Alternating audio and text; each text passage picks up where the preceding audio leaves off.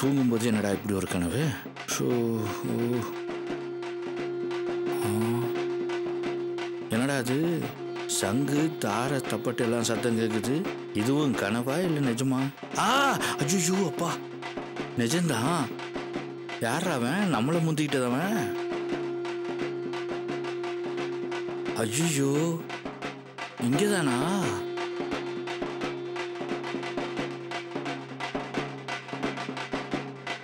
ஏம்பா அங்க யாருப்பா மண்டையை போட்டது? என்னங்க நீங்க, உங்களுக்கு விஷயமே தெரியாதா? தெரியாம தானே கேட்கறேன். எழுத்த விட்டு பெருசு 3 மாசமா நெஞ்ச பிடிச்சிட்டு இருந்ததுல அது மண்டையை போட்டுருச்சு.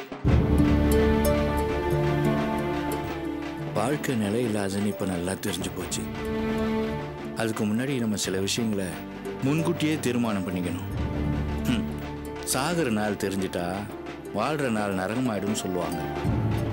வாழ்ற இந்த கொஞ்ச நாள்லயாவது மற்றவங்களுக்கு தொந்தரவு கொடுக்காம நம்ம வேலைகளை நாமளே செஞ்சுக்கணும்.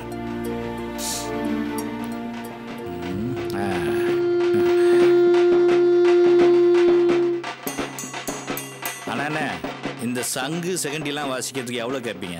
நாத்த சார் பெருசா கொடுத்துருவாங்க. ஒரு 1500 ரூபா தருவாங்க. ஓ, 1500 ரூபா.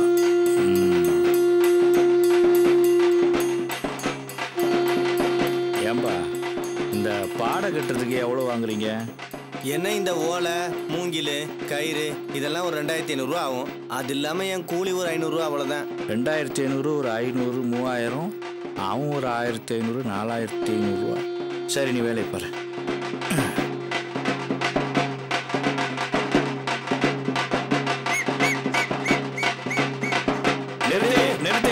கொஞ்சம் நிறுத்து. இப்போ இது வாசிக்கிறதுக்கு நீ எவ்வளவு பணம் கேப்ப? என்ன சாமி பெருசா கொடுத்துட போறீங்க? 2 பேருக்கும் சேர்த்து 1500 ரூபா ஆக போகுது. 1500 ரூபாயா? அப்போ அவங்க கணக்கும் சேர்த்தா 6000க்கு மேல ஆகுது. ஆமா சாமி. சரி, இப்ப இதெல்லாம் மொத்தமா சேர்த்து ஒரு 5000க்குள்ள வேலை ஆகுமா? என்ன சாமி விலைவாசி தெரியாம பேசிட்டு இருக்கீங்க? இப்பெல்லாம் சாவு குறைஞ்சு போச்சு சாமி. ஒண்ணு செய்வோம், 2 சாவு விழுந்தா ஒரு சாவுக்கு ஃப்ரீ. அதுக்காக நான் இன்னொரு தடவையா சாவு முடியும்? இல்ல என் பொண்டாட்டி பாக்கியத்தை தான் கூட கூட்டு போக முடியுமா? என்னையா அது? இந்த பாரு, நான் சொல்றேன்னா 23ஆம் தேதி அந்த வீட்டுல ஒரு சாவு விழும். சரியா? சரி சாமி. அங்க வந்து ஜாம்னு எல்லாம் அடிச்சு மேலதாளத்தோட தூள் கிளப்பிடணும். ஆனா மொத்தமா அப்படி இப்படி கூட குறைய பேசி 5000க்குள்ள முடிச்சிடணும். சரியா சாமி? அப்படி 23ஆம் தேதி 5000 சாவு போடு, மாத்தி போடு. பாக்கியம், ஏ பாக்கியம். என்னையா? ஏன் பாக்கியம் இப்படி சத்தம் போடுற? கொஞ்சம் தன்மையா தான் பேசேன். என்னன்னு சொல்லு. அது ஒன்றும் இல்லை. இப்போ நம்ம வீட்டோட நிதி நிலைமை எப்படி இருக்கு? இல்லை இந்த சிறுவாடெல்லாம் சேர்த்துக்கிட்டு உன் கைவசம் எவ்வளோ வச்சிருக்கேன்னு கேட்டேன். என்னைக்கு இல்லை திருநாள இன்னைக்கே இதெல்லாம் கேட்குற? உண்மையிலேயே உனக்கு பொறுப்பு வந்துருச்சா இல்லை பொறுப்பு வந்த மாதிரி நடிச்சு ஏதாவது திலுமுல்லு பண்ண போறியா? என்ன பாக்கியம் இது? ஒரு மனுஷன் எப்பவுமேவா பொறுப்பு இல்லாமல் இருப்பான்?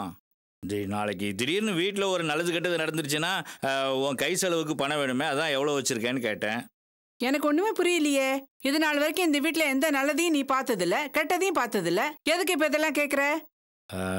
இல்லை பாக்கியம், வர்ற 23ஆம் தேதி நீ கஷ்டப்படக்கூடாது பாரு, அதுக்கு தான்.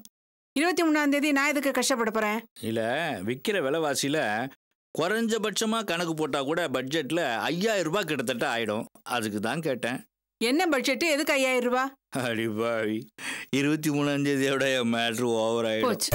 அதுக்கப்புறம் இந்த சங்கு செகண்டி தாரை தப்பட்டை பாட கட்டுறவன் அப்புறம் முன்னாடி 4 பேர் ஜோன்னு ஆடுவானுங்க. அவனுக்கு கட்டிங் ஆகிற செலவு, அதுக்கப்புறம் இந்த ரோஜா பூ கூட வாக்கரிசி சில்லறை எல்லாத்தையும் போட்டு ஊர் பூரா தூவிக்கிட்டே போவாங்க. ஏகப்பட்ட செலவாகுமே. உன் வாயில நல்ல வார்த்தை வராதா? எதுக்கு இப்படி அபசகுணமாவே பேசிட்டு இருக்க? அடி பாக்கியம், நாம பிறக்கும் போதே இறக்க போறத கடவுள் நிச்சயம் பண்ணி எழுதிட்டாண்டி. எல்லாமே மங்களம்தான். இப்ப நீ எதுக்குயா இப்படி வேதாந்தம் பேசி என்ன கொல்ற? தெளிவாக தெரிந்தாலே சித்தாந்தம், அது தெரியாமல் போனாலே வேதாந்தம். நான் என் வாழ்க்கைய தெளிவா தெரிஞ்சுக்கிட்டேன், அதனால தெளிவா இருக்கேன். நீ தான் தெளிவில்லாம புலம்பிக்கிட்டு இருக்க. எதுக்கும் ஒரு 5000 ரூபாய் தலைமாட்டில் வச்சு படுத்துக்கோ. ஏன் நான் தூங்கினவனே எனக்கு தெரியாம எடுத்துட்டு போய் குடிக்கிறதுக்கா? அடி பாய், ஏமா ஏன் உயிரை குடிக்க காத்துக்கிட்டு இருக்க போது கேவலம் நான் இந்த குடிக்காக முதல்ல எல்லாம் குடிச்சிட்டு வந்து போதையில வளரிட்டு இருப்ப, இப்ப குடிக்காமே வளர ஆரம்பிச்சிட்டியா? போய் வேலையை பாரியா. வந்துட்டு அங்கிருந்து வேதாந்தம் பாவீங்களா? உயிரோடு இருக்கும்போது மனுஷன் சொல்ற உண்மையை யாருமே புரிஞ்சிக்க மாட்டாங்க. அவன் செத்ததுக்கு அப்புறம் போட்டோவை பெருசா லேமினேஷன் பண்ணி வச்சு அதுக்கு ஒரு ரோஜா மாலையை போட்டு நீளமா தலைவாலையிலையை போட்டு எனக்கு பிடிச்சது எனக்கு பிடிக்காது அவங்களுக்கு பிடிச்சது எல்லாத்தையும் ஆசையா ஆக்கி அடுக்கி வச்சு ஊருக்கே விருந்து கொடுப்பாங்க. அட என்னடா உலகம் இது பவானே. ஐ அக்கா பாக்யக்கா, இங்க பாருங்க சிந்தாமணி அக்கா வந்திருக்காங்க. அக்கா வாங்க வாங்க அக்கா, நல்லா இருக்கீங்களா?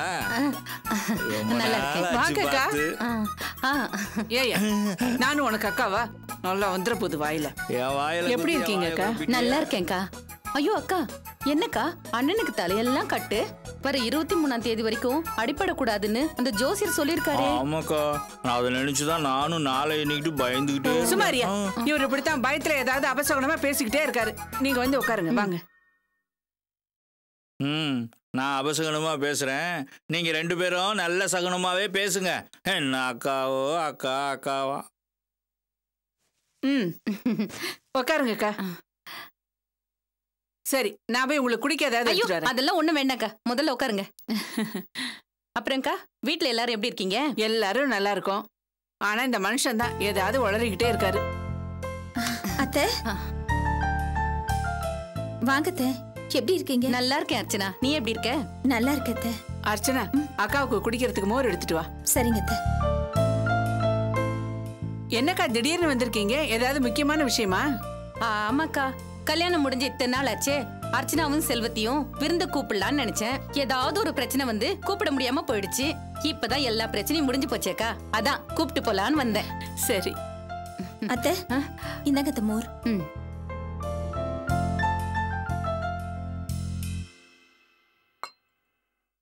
என்னதான் சம்பந்தி அம்மாவுக்கு நான் ஆகாதவளா இருந்தாலும் என் பொண்ணுடைய நாத்தனாருக்கு நான் விருந்து வைக்கிறது தானே முறை, இல்லன்னா தப்பாயிடாதா? வாஸ்தவம் தான். என்னமோ நாம 2 பேருக்கும் அமைஞ்ச சம்பந்தி இப்படி அமைஞ்சிருக்காங்க. அட சம்பந்தியை விடுக்கா, நம்ம அர்ச்சனாவுக்கு நாம செஞ்சுதானே ஆகணும். அர்ச்சனா, நீயும் செல்வமும் நாளைக்கு என் வீட்டுக்கு விருந்துக்கு வந்துருங்கம்மா.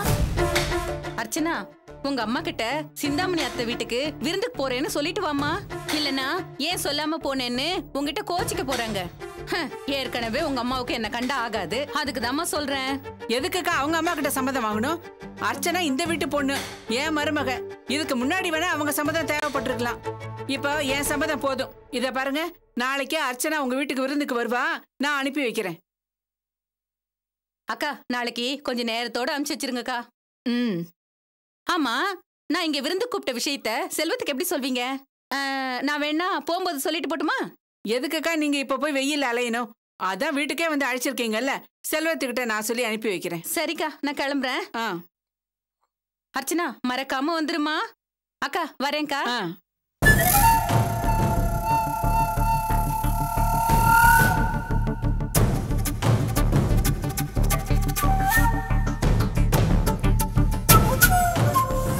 அண்ணே. அக்கா, செல்வத்தையும் அர்ச்சனாவையும் விருந்து கூப்பிட வந்தேன். போயிட்டு வரேனே. சரிக்கா. 100 வயசு வாழ போறவங்களை எல்லாம் விருந்து கூப்பிடுறாங்க, சாக போற என்ன விருந்து கூப்பிட கூடாதா? ஏக்கோ நல்லா இருங்க.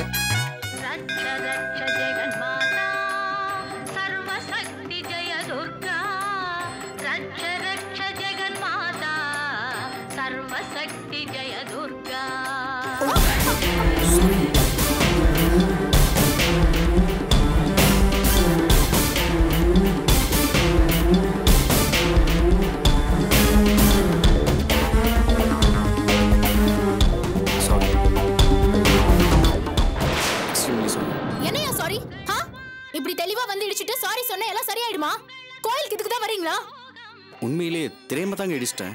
நிறுத்து. எப்பவுமே வெளியே பஸ்ல எடுப்பீங்க, மார்க்கெட்ல எடுப்பீங்க, தியேட்டர்ல எடுப்பீங்க. கூட்டம் எங்கெல்லாம் கூடுதோ அங்கெல்லாம் பொம்பளைங்களை எடுப்பீங்க. இப்போ கோவிலையும் ஆரம்பிச்சிட்டீங்களா? கோவிலுங்கிறது புனிதமான இடம். பொம்பளைங்களை மதிக்க தெரியலனா கூட பரவாயில்ல, அட்லீஸ்ட் சாமியாவது மதிக்க கத்துக்கோங்க. நிறுத்துங்க. விட்ட எஃப்எம் ரேடியோ மாதிரி பேசிக்கிட்டே இருக்கீங்க. நீங்க நினைக்கிற மாதிரி ஆள் நான் கிடையாதுங்க. அதான் சாரி சொல்லிட்டேன்ல. உங்களுக்கு வேணும்னா இன்னொரு தடவை சாரி கேட்டுக்கிறேன். சாரி. இப்படிதான் இடிச்சதுக்கு அப்புறம் நடிச்சுக்கிட்டே சாரி சொல்வீங்க, நாங்களும் பேசாம தலையாடிக்கிட்டே போயிடணும்.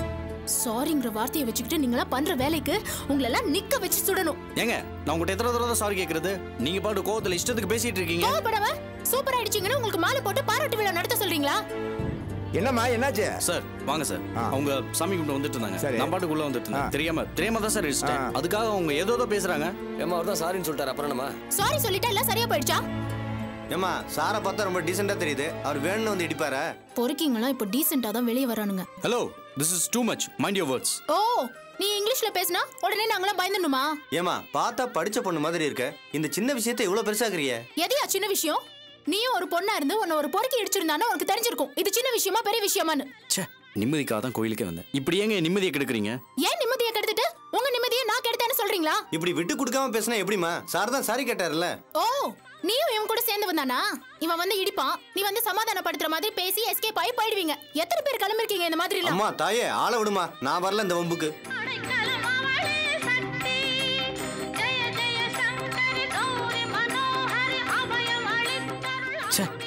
என்ன பொண்ணு இது? இந்த பேச்சு பேசுற?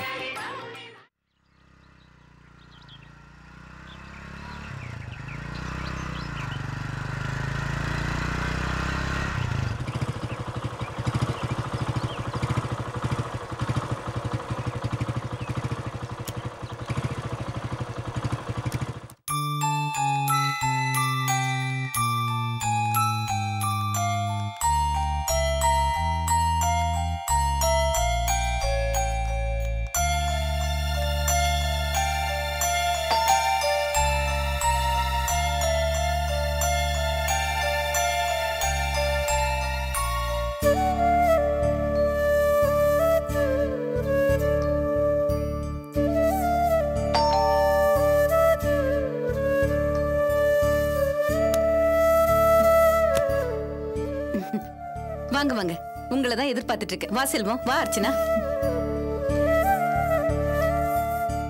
வாங்க.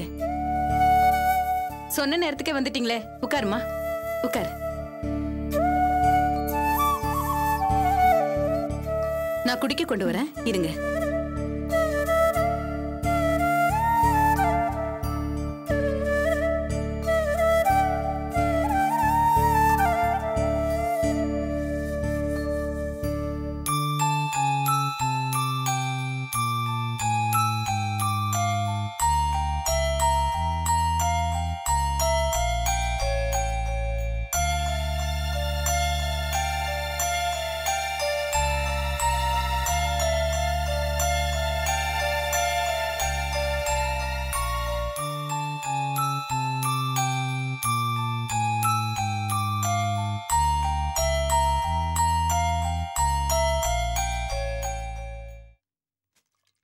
என்ன அர்ச்சனா, நான் தான் கொண்டு வரேன்னு சொன்னேன்ல, நீ மாப்பிள்ளையோட உட்காந்து பேசிட்டு இருக்கிறது தானே?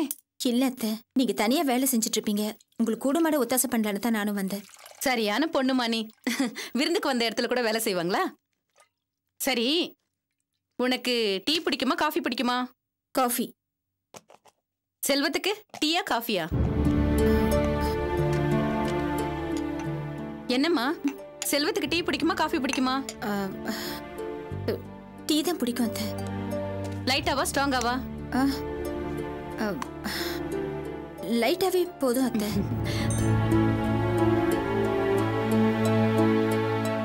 அப்புறம் அர்ச்சனா, நீ புகுந்த வீட்டுல உன் மாமா அத்தெல்லாம் உங்ககிட்ட எப்படி நடந்துக்கிறாங்க? எல்லாரும் நல்லபடியா தான் நடந்துக்கிறாங்க அத்தை. உன் நாத்தனாரு கொழுந்தனாரு அவங்களால எதுவும் பிரச்சனை இல்லையே? இல்ல அத்தை, ஒரு பிரச்சனையும் இல்ல.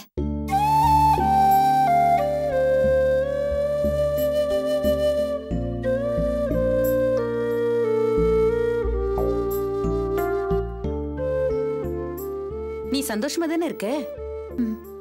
நான் சந்தோஷமா தான் இருக்கேன். இருக்கணுமா, நீ நல்லா இருக்கணும். உனக்கு வாழ்க்கையில எந்த குறையும் வரக்கூடாதுன்னு தான் நான் சாமி கிட்ட நல்லா வேண்டிக்கிறேன்.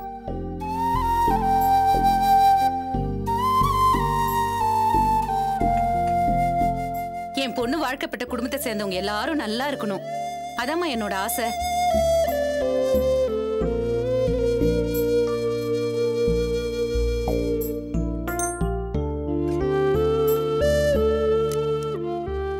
அர்ச்சனா செல்வத்துக்கு சக்கரை கம்மியா போடுவா ஜாஸ்தியா போடுவா?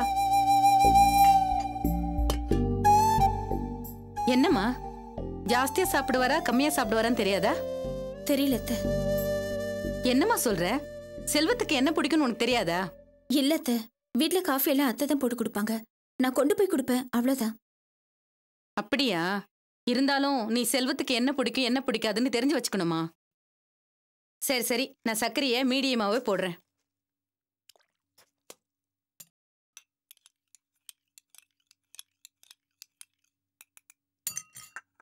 இந்தா, இது செல்வத்துக்கு கொடு. இது உனக்கு கொடுத்துட்டு நீ உட்காந்து குடி.